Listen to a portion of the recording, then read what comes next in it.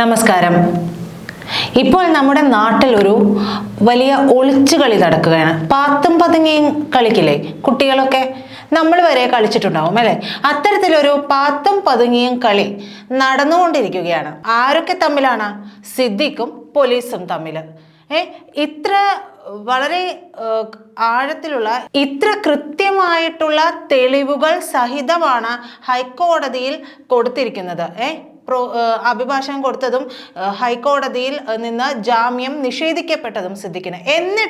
എന്നിട്ട് പോലും ഈ അന്വേഷണ സംഘത്തിന് സിദ്ദിഖിനെ തൊടാൻ പറ്റിയിട്ടില്ല എന്നുള്ളതാണ്. സിദ്ദിഖ് ഇപ്പ പൂട്ടും, സിദ്ദിഖിന് ദിപ്പ ശരിയാക്കി തരും എന്ന് പറഞ്ഞായിരുന്നു ഇന്നലെ വണ്ടിയും എടുത്തിറങ്ങിയത്. സത്യത്തിൽ ഇത് ആരുടെ കഴിവുകേടാണ്? അന്വേഷണ സംഘത്തിൻ്റെയാണോ? സാധാരണ പോലീസ് ഉദ്യോഗസ്ഥരുടെയാണോ? അല്ല, അവർ ശരിക്കും ഇതിൽ ഇരയാക്കപ്പെടുകയാണ്. സത്യത്തിൽ ഈ പോലീസ് ഉദ്യോഗസ്ഥർ ഇരയാക്കപ്പെടുകയാണ്. അവർക്ക് ഇതിന് കെൽപ്പില്ലാത്തവരൊന്നുമല്ല. കേരള പോലീസ് കെൽപ്പില്ലാത്ത ആളുകളൊന്നുമല്ലല്ലോ. എത്രയോ കേസുകൾ നിമിഷം കൊണ്ടൊക്കെ പിടിച്ചിട്ടില്ലേ? പക്ഷേ മുകളിൽ നിന്നുള്ള ഉത്തരവ് എല്ലാം അങ്ങനെയാണ് നമ്മുടെ നാട്ടിൽ. മുകളിൽ നിന്ന് വിളിച്ചു, തിരുവനന്തപുരത്ത് നിന്ന് വിളിച്ചു, അങ്ങ് ഡൽഹിയിൽ നിന്ന് വിളിച്ചു എന്നൊക്കെയാണല്ലോ പറയുക. ഈ വിളികളുടെ അടിസ്ഥാനത്തിലാണ് ഈ കാര്യങ്ങൾ അന്വേഷണത്തിൽ ആരെ പിടിക്കണം, ഇനി ഇരയെ തന്നെ പിടിക്കണോ അതോ പ്രതിയെ പിടിക്കണോ എന്നുള്ള കാര്യങ്ങളൊക്കെ തീരുമാനിക്കുന്നത്. അത്തരത്തിലാണ് ഇപ്പോൾ ഈ ഒളിച്ചുകളി തുടർന്നുകൊണ്ടിരിക്കുന്നത്. എന്തായാലും ഹൈക്കോടതി മുൻകൂർ ജാമ്യം നിരസിച്ചിട്ടും നടൻ സിദ്ദിഖിനെ പിടികൂടാൻ കഴിയാതെ പോലീസ് നാണം കെട്ടിട്ടുണ്ട്. അതായത് ഈ നാട്ടിലുള്ള സകലമാന ജനങ്ങൾക്കും അറിയാം ഇതിന് പിന്നിൽ ആരാണ് ഓർഡർ കൊടുത്തിരിക്കുന്നത്, ഏത് വഴിയാണ് സിദ്ദിഖ് രക്ഷപ്പെട്ടിരിക്കുന്നത്, ഏത് ആളിൻ്റെ പോക്കറ്റിനുള്ളിലാണ് ഒളിച്ചിരിക്കുന്നത് എന്നൊക്കെ ഈ പോലീസിനറിയാം. പക്ഷേ എന്ത് ചെയ്യാനാണ്? സാധാരണക്കാരായ ഉദ്യോഗസ്ഥന് ഈ പറഞ്ഞ പോലെ മോളിന്നുള്ള ഉത്തരവ് വരുമ്പോൾ ഇറങ്ങി തപ്പുന്നുണ്ട് എന്നുള്ള വരുത്തി തീർക്കാനല്ലേ സാധിക്കുള്ളൂ. അതാണ് ഇപ്പോൾ നടന്നുകൊണ്ടിരിക്കുന്നത്. ഹൈക്കോടതി മുൻകൂർ ജാമ്യ ഹർജി തള്ളിയതിന് പിന്നാലെ തന്നെ അന്വേഷണം അത്രയേറെ വ്യാപിപ്പിച്ചു എന്നുള്ളതാണ് നമ്മുടെ മെയിൻ സ്ട്രീം മാധ്യമങ്ങളെല്ലാം വെച്ചിട്ട് അലക്കുന്നത്. എന്താണെന്നറിയില്ല, എത്രയൊക്കെ വ്യാപിച്ചിട്ടും സിദ്ദിഖിനെ തൊടാൻ പറ്റിയിട്ടില്ല. സിദ്ദിഖിനായിട്ട് എറണാകുളം കേന്ദ്രീകരിച്ച് രാത്രി വൈകിയുമൊക്കെ പരിശോധന നടന്നിരുന്നു. അതിനിടെ സിദ്ദിഖിന്റെ കാറ് ആലപ്പുഴയിൽ കണ്ടെന്നുമൊക്കെ റിപ്പോർട്ടുണ്ട്. പ്രമുഖ സിനിമാ പ്രവർത്തകർ അടക്കം നിരീക്ഷണത്തിലാണെന്നുള്ള വാർത്തകളും ഒക്കെ വരികയാണ്. സിദ്ദിഖിന്റെ മകനും സിദ്ദിഖും കൂടിയാണ് കാണാതെയാകുന്നത്. മിസ്സിംഗ് പേഴ്സൺസ് ആണ്. കേരള പോലീസിന്റെ മിസ്സിംഗ് പേഴ്സൺസ്. ഒന്ന് ആലോചിച്ച് നോക്കണേ, എന്തൊരു അവസ്ഥയാണ് കേരള പോലീസിൽ ഉള്ളതെന്ന്. അതായത് സാധാരണക്കാരായ ഒരു പോലീസ് ഉദ്യോഗസ്ഥനെ ഈ പ്രഷർ താങ്ങാൻ പറ്റുന്നില്ല. ഏറ്റവും കൂടുതൽ ആത്മഹത്യ ചെയ്യപ്പെടുന്ന ഒരു വിഭാഗങ്ങളിൽ ഒന്നാണ് ഈ കേരള പോലീസ് എന്നാണ് പറയുന്നത്. അതായത് മേലുദ്യോഗസ്ഥന്മാരുടെയും മന്ത്രിപുങ്കവന്മാരുടെയും ഒക്കെ പ്രഷർ വന്നു കൊണ്ടിട്ടേ സാധാരണ ഉദ്യോഗസ്ഥന് താങ്ങാൻ വയ്യാതെ അവർ ആത്മഹത്യയിലേക്ക് പോകുന്ന അവസ്ഥയിലാണ്. എന്തിന്? ഇക്കഴിഞ്ഞിടയ്ക്ക് ഒരു വാർത്ത വന്നത് ഓർമ്മയുണ്ടാകുമെന്ന് കരുതുന്നു. ഒരു സീനിയർ പോസ്റ്റിലിരുന്ന ഉദ്യോഗസ്ഥൻ അതിൻ്റെ താഴെയുള്ള പോസ്റ്റിലേക്ക് നിയമനം ലഭിക്കാൻ വേണ്ടി അപേക്ഷ കൊടുത്തു. എന്താണ് ഒരു അവസ്ഥയെന്ന് ആലോചിച്ച് നോക്കണം. മനസ്സമാധാനം കിട്ടും എന്ന് പറയുന്നത്, അത്രയെങ്കിലും മനസ്സമാധാനം തനിക്ക് കിട്ടുമല്ലോ എന്നാണ് ആ ഉദ്യോഗസ്ഥൻ പറയുന്നത്. അങ്ങനെയാണ് ഈ കേരള പോലീസിൻ്റെ ഒരവസ്ഥ. എന്തായാലും എറണാകുളത്തെ സിദ്ദിഖിൻ്റെ വീടുകളും സുഹൃത്തുക്കളുടെയും ബന്ധുക്കളുടെയും വീടുകളും എല്ലാം അരിച്ചു പിറക്കിയിട്ടുണ്ട്. ഓരോ അരിമണിയും പിറക്കിയെടുത്തിട്ടുണ്ട്. അതിനിടെ കുറെ പേര് ഇറങ്ങിയിട്ടുണ്ട് അന്വേഷണ സംഘത്തിനെതിരെ. ഇവരെ രക്ഷപ്പെടാൻ അനുവദിക്കരുത് എന്നൊക്കെ പറഞ്ഞ് മുഷ്ടി ചുരുട്ടിയൊക്കെ ഇറങ്ങിയിട്ടുണ്ട്. ഈ പ്രതിഷേധമൊക്കെ ഏത് ഘട്ടം വരെ നിലനിൽക്കും എന്നുള്ളത് നോക്കിയിട്ട് ഈ പ്രതിഷേധത്തിൻ്റെ ഒരു ആഴവും പരപ്പുമൊക്കെ നമുക്ക് വിലയിരുത്താൻ തന്നെ പറ്റുള്ളൂ. ലുക്കൗട്ട് നോട്ടീസ് ഉള്ളതുകൊണ്ട് വിദേശത്തേക്ക് കടക്കാനുള്ള സാധ്യതയില്ലെന്നാണ് ഇതുവരെയുള്ള നിഗമനം.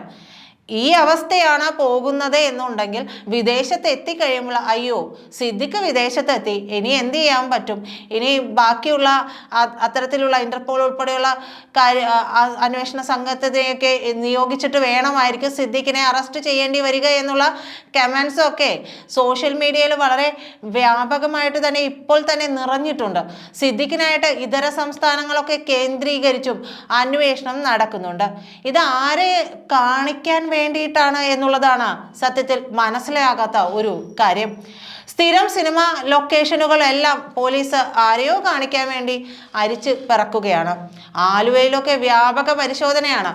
അതിനിടയിലും മറ്റൊരു സംഭവം ഇതിൽ ഉണ്ടായിട്ടുള്ളത് എന്താണെന്ന് വെച്ചാൽ, അതിജീവിതയുണ്ടല്ലോ, സിദ്ദിഖിനെതിരെ പരാതി നൽകിയിട്ടുള്ള അതിജീവിത, അവർ സുപ്രീം കോടതിയിൽ തടസ്സ ഹർജി നൽകിയിട്ടുണ്ട്. അതായത് ഹൈക്കോടതിയിൽ നിന്ന് ആന്റിസിപ്പേറ്ററി ബെയില് കിട്ടാതിരുന്നിട്ടുള്ള സിദ്ദിഖ് അടുത്തതായി ചെയ്യാൻ പോകുന്ന കാര്യം എന്ന് പറഞ്ഞിട്ടുണ്ടെങ്കിൽ, സ്വാഭാവികമായിട്ടും സുപ്രീം കോടതിയിൽ ജാമ്യാപേക്ഷ നൽകുകയാണല്ലോ.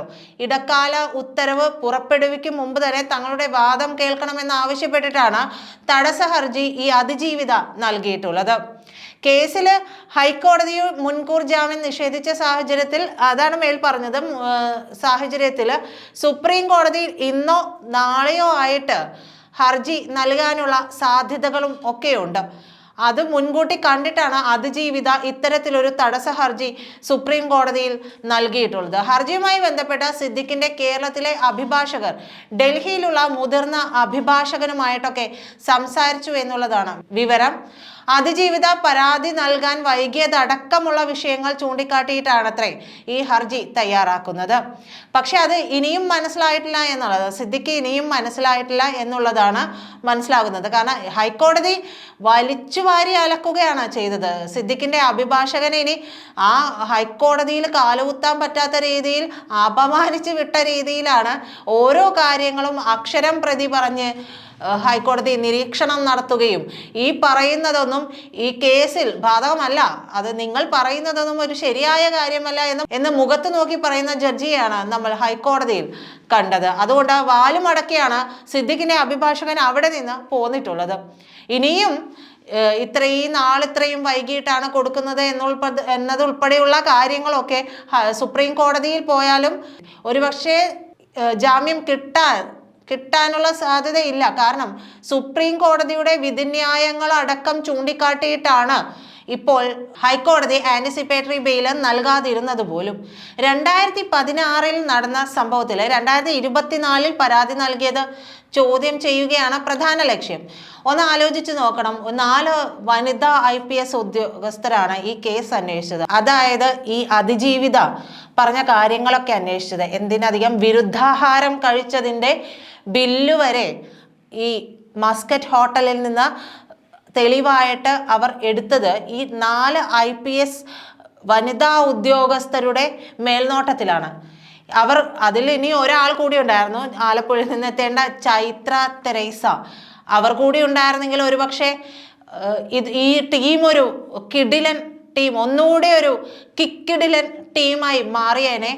സിദ്ദിഖിന്റെ പൂർണ്ണമായ ചരിത്രമൊക്കെ പൊളിച്ചെഴുതുന്ന അവസ്ഥയിലേക്ക് എത്തിയാനെ. സിദ്ദിഖിന് ഒട്ടും ഹൈക്കോടതിയിൽ നിന്നല്ല, സുപ്രീം കോടതിയിൽ പോലും കാലുകൊത്താനുള്ള ഇടവരുത്താത്ത രീതിയിലേക്കുള്ള അന്വേഷണം പോയേനെ എന്ന് നമ്മൾ വിലയിരുത്തേണ്ടിയിരിക്കുന്നു. എന്തായാലും ഈ 4 ഉദ്യോഗസ്ഥരുടെ അന്വേഷണ മികവുണ്ടല്ലോ, അത് സിദ്ദിഖിന്റെ കേസിൽ കാണാനുണ്ട്. അതായത് മമ്മൂട്ടിയുടെ തണലിലാണ് ഈ സിദ്ദിഖ് ഒളിച്ചിരിക്കുന്നതെന്നുള്ള വിവരങ്ങളൊക്കെ പുറത്തു വരുന്ന നിമിഷങ്ങളാണിത്. മമ്മൂട്ടിയാണ് ഇതിന്, അതായത് സിദ്ദിഖിന് തണലായി നിൽക്കുന്നത് എന്നുള്ളതാണ്. ഒന്ന് ആലോചിച്ച് നോക്കണം, സിദ്ദിഖിന്റെ ഒരു ഇൻഫ്ലുവൻസ് എത്രത്തോളം ഉണ്ടെന്നുള്ളത്. സിദ്ദിഖിന് വലിയ രീതിയിൽ തന്നെ പല തലങ്ങളിൽ നിന്നും ഇൻഫ്ലുവൻസ് ചെയ്യാൻ പറ്റുന്ന ഒരു നടൻ കൂടിയാണ്. അത്തരത്തിലുള്ള നടന് വേണ്ടിയിട്ട് സിദ്ദിഖിന്റെ ഒരു രാഷ്ട്രീയം എന്ന് പറയുന്നത് കോൺഗ്രസിനോട് ചേർന്ന് നിൽക്കുന്നതാണ് എന്നാണ് മനസ്സിലാക്കുന്നത്. എന്തായാലും അത് പോട്ടെ.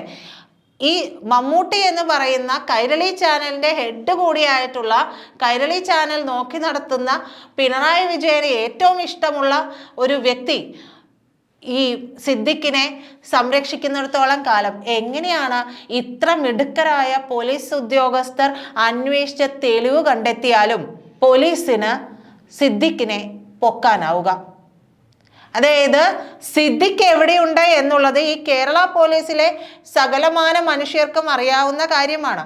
പക്ഷേ പലതരത്തിലുള്ള പിൻബലങ്ങളുടെ ഭാഗമായിട്ടാണ് സിദ്ദിഖിനെ അറസ്റ്റ് ചെയ്യാത്തത്. അല്ലാതെ സിദ്ദിഖ് ഈ കേരളത്തിൽ ഇത്ര കൊച്ചു കേരളത്തിൽ സിദ്ദിഖ് ഉണ്ടായിട്ട് 2 ദിവസമാകുന്നു, സിദ്ദിഖിനെ പിടികൂടാൻ കഴിഞ്ഞിട്ടില്ല. എവിടം വരെ പോയി ഒരു ദിവസം കൊണ്ട് എവിടം വരെ പോയി ഓരോരോ കുറ്റവാളികളെ തൂക്കിയെടുത്ത് കൊണ്ടുവന്നിട്ടുള്ള കേരള പോലീസിനാണ് ഇത്ര ഫേമസ് ആയിട്ടുള്ള ഒരു നടനെ തൂക്കാൻ കഴിയാത്തത് എന്നത് ആലോചിച്ച് നോക്കണം. അപ്പോൾ ഒരു ഭാഗത്ത് ഇവരുടെ പ്ലസ് ഉള്ളപ്പോൾ തന്നെ അതേ കാര്യങ്ങൾ പല സമ്മർദ്ദങ്ങളുടെയും ഭാഗമായിട്ട് ഈ കേരള പോലീസിനെ കഴിവുകെട്ടവരായിട്ടുള്ള രീതിയിലേക്ക് സർക്കാർ തന്നെ മുദ്ര കുത്തുന്ന അവസ്ഥയാണ് ഇപ്പോൾ ഉണ്ടായിട്ടുള്ളത്. അല്ലെങ്കിൽ ഇത്ര മിടുക്കന്മാരായിട്ടുള്ള വനിതാ പോലീസ് ഉദ്യോഗസ്ഥർ ഈ വിരുദ്ധാഹാരം കഴിച്ചത് ഉൾപ്പെടെയുള്ള എല്ലാ തെളിവുകളും, സൈക്യാട്രി പേഷ്യൻ്റ് ആയിരുന്നു അവർ, 2 വർഷത്തോളം സൈക്യാട്രിക് പേഷ്യൻ്റ് ആയിരുന്നു. ആ ഡോക്ടർമാരുടെ മൊഴികൾ, അത് തെളിയിക്കുന്നതിനുള്ള തെളിവുകൾ, അങ്ങനെയുള്ള എല്ലാ കാര്യങ്ങളും ആ മസ്കറ്റ് ഹോട്ടലിലെ 101D മുറിയിൽ നിന്ന് പുറത്തേക്ക് നോക്കുമ്പോൾ സ്വിമ്മിംഗ് പൂളാണ് കാണുന്നത്. അത്തരത്തിൽ കോടതി വളരെ പ്രധാനമായിട്ട് നിരീക്ഷിച്ച 1-2 പോയിന്റുകളുണ്ട്. അതൊക്കെ ഇവർ പറയുന്ന അതിജീവിത പറയുന്ന ഓരോ കാര്യവും സാധൂകരിക്കുന്ന രീതിയിലുള്ള തെളിവുകളെല്ലാം ശേഖരിച്ചവരാണ് ഈ പോലീസ് ഉദ്യോഗസ്ഥർ. സത്യത്തിൽ ഈ 4 പോലീസ് ഉദ്യോഗസ്ഥരെയും കഴിവുകെട്ടവരാക്കുന്ന രീതിയിലുള്ള പ്രവർത്തനമല്ലേ ഈ മമ്മൂട്ടി ഉൾപ്പെടെയുള്ള, പിണറായി വിജയൻ ഉൾപ്പെടെയുള്ളവർ ചെയ്തിരിക്കുന്നത്? ഒന്ന് ആലോചിച്ച് നോക്കൂ. ഇതൊരു ഫാബ്രിക്കേറ്റഡ് ആയിട്ടുള്ള കേസാണ് എന്ന് പറയാൻ പറ്റില്ല. ഈ സമയം വൈകി എന്നുള്ളതും അതിനൊരു കാരണമായി പറയാൻ പറ്റില്ല. ഏറ്റിരിക്കുന്ന മനസ്സിനേറ്റുപോയ ആഘാതമുണ്ട്. ഈ ആഘാതം മാറാതെ ഒരാൾക്കും പ്രതികരിക്കാൻ പറ്റില്ല. പെട്ടെന്ന് എല്ലാവരുടെയും മനസ്സിൽ ഒരു ആഘാതമേറ്റാൽ നമുക്ക് എല്ലാവർക്കും ഒരേപോലെ പ്രതികരിക്കാൻ കഴിയുമോ? അതൊരിക്കലുമില്ല. അതുകൊണ്ട് ഇത്ര നാളും ഇത് പൂഴ്ത്തിവെച്ചു എന്ന് പറയുന്നത് കാര്യമില്ല. 2019 മുതൽ അവർക്ക് ഒരു മാനസിക നിലയിലേക്ക് അവർ തിരിച്ചെത്തിയത് മുതൽ ഈ കാര്യങ്ങൾ ഫേസ്ബുക്കിലൂടെയൊക്കെ അവർ പറഞ്ഞിരുന്നു. പക്ഷെ അന്ന് അത് ആരും ചെവിക്കൊണ്ടില്ല, മീഡിയകൾ പോലും അത് ചെവിക്കൊണ്ടില്ല എന്നുള്ളതാണ്. പക്ഷെ ഇന്ന് ഹേമ കമ്മിറ്റി റിപ്പോർട്ട് പുറത്തു വന്നതോടുകൂടി അവർ ഒരിക്കൽ കൂടി ഇക്കാര്യം തുറന്നു പറയുകയും ആ പഴയ പോസ്റ്റ് അടക്കം വൈറലാവുകയും ചെയ്തു. അതിൽ അവർ അന്ന് തൊട്ട് പറഞ്ഞിട്ടുള്ള ഓരോ പോയിന്റും 1 by 1 ആയിട്ട് ഇന്നും ആവർത്തിക്കുകയാണ്. നോക്കൂ, നമ്മളൊരു നുണയാണ് പറഞ്ഞിരുന്നെങ്കിൽ, ആ സ്ത്രീ ഒരു നുണയാണ് പറഞ്ഞിരുന്നെങ്കിൽ, അതിജീവിത ഒരു നുണയാണ് പറഞ്ഞിരുന്നതെങ്കിൽ അതിൽ ഒരു വാക്കെങ്കിലും മാറിപ്പോകണ്ടേ? അതൊന്നും സംഭവിച്ചിട്ടില്ല. അവർ അന്ന് പറഞ്ഞത് തന്നെ ഇന്നും പറയുന്നു. അവർക്ക് സൈക്യാട്രിക് പ്രശ്നം ഉണ്ടായി എന്നുള്ളത് അവർ 3 പേർ കൂടിയാണ്, അതായത് അച്ഛനും അമ്മയും സുഹൃത്തും ഈ അതിജീവിതയും കൂടിയാണ് സിദ്ദിഖിനെ കാണാൻ പോയത് എന്ന് പറയുന്നത്. അദ്ദേഹം അവരുടെ മുന്നിൽ വെച്ച് ചെയ്ത ആ നികൃഷ്ടമായിട്ടുള്ള ഒരു കാര്യം, അവരുടെ കഴുത്തിൽ പിടിച്ച് ഞെരിച്ചു എന്ന് പറയുന്ന കാര്യം ഒന്ന് ആലോചിച്ച് നോക്കണം. ഈ മ്യൂസിയം പോലീസ് സ്റ്റേഷനിൽ ഇവരുടെ മൊഴി എഴുതാനിരുന്ന വനിതാ ഉദ്യോഗസ്ഥയുണ്ടല്ലോ, ആ ഉദ്യോഗസ്ഥ കരഞ്ഞു എന്നാണ് പറയുന്നത്. ഇവർ ഇത് പറയുന്നത് കേട്ടിട്ട് അവർ കരഞ്ഞുപോയി എന്നാണ് പറയുന്നത്. ഒരുപക്ഷെ ഇത് കേൾക്കുമ്പോൾ പറയും, അതൊക്കെ സ്വാഭാവികമായിട്ട്, അതൊക്കെ നിങ്ങൾ പെണ്ണുങ്ങൾ അങ്ങനെയല്ല. അതിനെ അങ്ങനെ ഒരിക്കലും വിലയിരുത്തരുത്. നമുക്ക് ഇപ്പോൾ പുരുഷനായാലും സ്ത്രീ ആയാലും നമ്മളുടെ കൂട്ടത്തിൽ ഒരാൾ ആരുമായിക്കോട്ടെ അവർ അനുഭവിച്ച ആ പീഡനം, ആ ബുദ്ധിമുട്ട്, മാനസിക സംഘർഷം, അവർക്ക് നഷ്ടപ്പെട്ടു പോയ വർഷങ്ങൾ, ഇതൊക്കെ നമ്മൾക്ക് മനസ്സിലാകുമ്പോഴാണ്. ഒന്ന് ആലോചിച്ച് നോക്കുക. നമ്മൾ ഇവരെ കുറേ പേരെങ്കിലും ഈ വാർത്തകൾക്കൊക്കെ താഴെയാണെങ്കിലും വന്ന് കമൻ്റൊക്കെ ഇടുന്നുണ്ട്, ഇത്ര വർഷം ഇവരെന്താ വായ അടച്ചു വെച്ചത് എന്ന്. നിങ്ങളൊന്ന് ആലോചിച്ച് നോക്കും. നമ്മുടെ വീട്ടിൽ അമ്മ, കുഞ്ഞുങ്ങൾ, അനിയത്തിമാർ, സഹോദരിമാർ ഒക്കെ ഉണ്ടല്ലോ എല്ലാവർക്കും. ഇവരിൽ ഒരാൾക്ക് ഇങ്ങനെ ഒരു സംഭവം വന്ന് ഒരു അക്ഷരം പറയാതെ പുറത്തേക്ക് ഇറങ്ങി വരാൻ പോലും ഭയമുളവാക്കുന്ന രീതിയിലുള്ള സംഭവങ്ങൾ നടന്നതിന് ശേഷം നമ്മൾക്ക് പറയാൻ പറ്റുമോ നീ ഇപ്പം തന്നെ വന്ന് പറയണമെന്ന്? അവരുടെ മാനസികാവസ്ഥ അന്നേരം നമ്മൾ പരിശോധിക്കില്ലേ? അവർക്കത് പറയാനുള്ള ധൈര്യം ഉണ്ടാകുന്നത് വരെ നമ്മൾ കാത്തിരിക്കില്ലേ? ഈ അന്വേഷണം നടക്കുമ്പോൾ പോലും ഇത് ഇനിയും നീട്ടിക്കൊണ്ടു പോകാനുള്ള ശ്രമമാണ് ഇപ്പോൾ മമ്മൂട്ടി ഉൾപ്പെടെയുള്ള സംഘം ചെയ്തുകൊണ്ടിരിക്കുന്നത്. ഇതിനെതിരെ ഞങ്ങൾ ശബ്ദമുയർത്തുമെന്ന് പറയുന്നതിലൊന്നും കാര്യമില്ല. ഈ രാത്രി നടത്തിയവരൊക്കെ എവിടെ പോയി? എന്തുകൊണ്ടാണ് സ്ത്രീ സുരക്ഷ ഘോരഘോരം പ്രസംഗിക്കുന്ന പിണറായി സർക്കാരിന് ഈ ഒരു ആളെ സംരക്ഷിക്കേണ്ടി വന്നിരുന്നത്? എന്തുകൊണ്ടാണ് ഇതിൽ പെട്ടെന്ന് തന്നെ അറസ്റ്റ് ഉണ്ടാവുകയും അയാൾക്കൊരു ശിക്ഷ വാങ്ങിക്കൊടുക്കാനും കഴിയാതെ പോകുന്നത്? അന്വേഷണ സംഘത്തെ നിയോഗിച്ചു, അതൊക്കെ സമ്മതിക്കുന്നു. നല്ല ബുദ്ധിയുള്ള, വിവരമുള്ള, നല്ല പുലിക്കുട്ടികളായിട്ടുള്ള വനിതാ അന്വേഷണ ഉദ്യോഗസ്ഥർ തന്നെയാണ് ഇത് അന്വേഷിച്ചത്. അതിൽ യാതൊരു തർക്കവുമില്ല. പക്ഷേ പോലീസിന്റെ തൊപ്പിക്കുള്ളിലിരിക്കുന്ന ഈ സിദ്ദിഖ് എന്ന് പറയുന്ന നടനെ കണ്ടെത്താതിരിക്കാൻ കളിക്കുന്ന ഈ നാടകമുണ്ടല്ലോ, അത് വെറും ഒരു നാണം കെട്ട നാടകം എന്നേ പറയാൻ പറ്റുള്ളൂ. അതൊന്നും ശരിയായ രീതിയിലല്ല എന്നുള്ളത് ഇനിയെങ്കിലും പിണറായി സർക്കാർ തിരിച്ചറിയണ്ടേ? ആരൊക്കെയാണ് ഈ പുലിക്കുട്ടികൾ എന്നറിയാമോ ഈ കേസ് അന്വേഷിച്ചത്? DIG അജിത ബീഗം, ക്രൈംബ്രാഞ്ച് ആസ്ഥാനത്തെ SP ആയിട്ടുള്ള Merin Joseph, coastal police AIG ആയിട്ടുള്ള G Poonguzhali, Kerala police academy assistant director ആയിട്ടുള്ള ഐശ്വര്യ ഡോങ്റെ. ഇവരാണ് ഈ കേസ് അന്വേഷിച്ചതും ഇത്ര കൃത്യമായിട്ടുള്ള തെളിവുകൾ കണ്ടെത്തിയതും.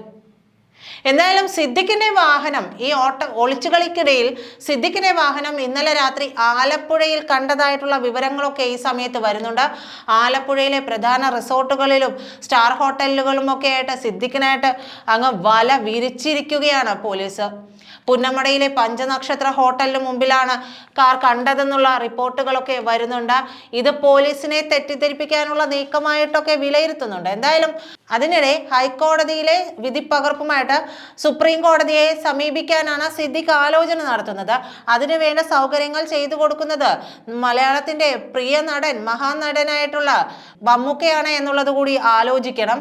എന്തായാലും ഈ വിധിപ്പകർപ്പുമായിട്ട് നമ്മൾ മേൽ പറഞ്ഞതുപോലെ അങ്ങ് സുപ്രീം കോടതിയിൽ ചെന്നിട്ടുണ്ടെങ്കിൽ, ഏത് കൊലകൊമ്പൻ വാദിച്ചിട്ടുണ്ടെങ്കിലും ഒരുപക്ഷെ ജാമ്യം കിട്ടണമെന്നില്ല. അതുകൊണ്ട് മറ്റൊരു രീതിയിലുള്ള അവർ ഈ വിധിപ്പകർപ്പുമായിട്ട് സുപ്രീം കോടതിയിൽ പോയിട്ടുണ്ടെങ്കിൽ ജാമ്യം കിട്ടണമെന്നൊന്നുമില്ല. പിന്നെ അവർക്കുള്ള സിദ്ദിഖിനുള്ള ഒരു പ്ലസ് പോയിന്റ് എന്ന് പറയുന്നത് ഇദ്ദേഹത്തിനെതിരെ ഇതുവരെ മറ്റൊരു തരത്തിലുള്ള കുറ്റകൃത്യങ്ങളോ അങ്ങനെയുള്ള മോശം കാര്യങ്ങൾക്കോ കേസോ അങ്ങനത്തെ കാര്യങ്ങളൊന്നും ഇദ്ദേഹത്തിന്റെ പേരിലില്ല. അത് വെച്ച് സിദ്ദിഖിന് വാദിക്കാം, ഇതുവരെ എനിക്ക് ഇങ്ങനെയൊന്നും സംഭവിച്ചിട്ടില്ല, ഇത് ആദ്യമായിട്ടാണ്, അല്ലെങ്കിൽ ഞാൻ ഇത്തരത്തിലുള്ള പ്രവൃത്തി ചെയ്തിട്ടില്ല എന്നൊക്കെ പറഞ്ഞ് സിദ്ദിഖിന് വാദിക്കാൻ പറ്റും. അതല്ലാതെ സിദ്ദിഖിന്റെ നിരപരാധിത്വം തെളിയിക്കുന്ന രീതിയിലുള്ള യാതൊരു തെളിവുകളും ഇപ്പോഴും സിദ്ദിഖിന്റെ പക്കൽ ഇല്ല എന്ന് തന്നെയാണ് മനസ്സിലാക്കാൻ കഴിയുന്നത്. എന്തായാലും സിദ്ദിഖ് ഇത്തരത്തിൽ വാദിച്ചാൽ പോലും അത് എത്രത്തോളം സുപ്രീം കോടതിയിൽ വിലപ്പോകും എന്നുള്ളത് നമുക്ക് ചിന്തിക്കേണ്ട വിഷയം തന്നെയാണ്. എന്തായാലും അങ്ങനെയാണെന്നുണ്ടെങ്കിൽ, അത്തരത്തിലൊരു നീക്കം നടത്തിയാലും സിദ്ദിഖിന് ജാമ്യം ലഭിക്കില്ല എന്നൊരു പൂർണ്ണമായ തിരിച്ചറിവ് കിട്ടുകയാണെങ്കിൽ കീഴടങ്ങാനുള്ള സാധ്യതകളെ കുറിച്ചുമൊക്കെ സിദ്ദിഖുമായി ബന്ധപ്പെട്ട വൃത്തങ്ങൾ പറയുന്നുണ്ട്. അത്തരത്തിൽ കീഴടങ്ങിയിട്ട് പിന്നെ സിദ്ദിഖിന് സുപ്രീം കോടതിയുടെ മുൻപിൽ വെക്കാവുന്ന മറ്റൊരു കാര്യം, ഞാൻ ഇത്തരം കാര്യങ്ങൾ ചെയ്തിട്ടില്ല എന്നതിനൊപ്പം തന്നെ മുന്നോട്ട് വയ്ക്കാവുന്ന ഒരു കാര്യം, ഞാൻ അന്വേഷണവുമായി സഹകരിക്കാം, എനിക്ക് ജാമ്യം തരണം എന്നുള്ളത് കൂടിയാണ്. അത്തരത്തിൽ പറയുമ്പോൾ സുപ്രീം കോടതി ജാമ്യം അനുവദിക്കുമോ എന്നുള്ളത് നമുക്ക് വ്യക്തമല്ല. എന്തായാലും ഈ ഒളിച്ചുകളി അത് പൊതുജനത്തെ പറ്റിക്കാനുള്ളതാണ്. അതിന് പിന്നിൽ വ്യക്തമായിട്ടും ഏത് നടനാണ് കളിച്ചിട്ടുള്ളത് എന്നുള്ളതൊക്കെ പുറത്തു വന്നിട്ടുള്ള കാര്യങ്ങളാണ്. പിണറായി സർക്കാർ കാണിക്കുന്ന അലംഭാവം എന്തെന്ന് നമുക്ക് ഇതിലൂടെ തന്നെ മനസ്സിലായിട്ടുണ്ട്. അങ്ങനെയുള്ള കാര്യങ്ങളൊക്കെ ഉണ്ട്. അതുകൊണ്ട് സിദ്ദിഖ് തിന്നേണ്ടി വരുമെന്ന് തന്നെയാണ് വിലയിരുത്തലുകൾ ഉള്ളത്. നന്ദി.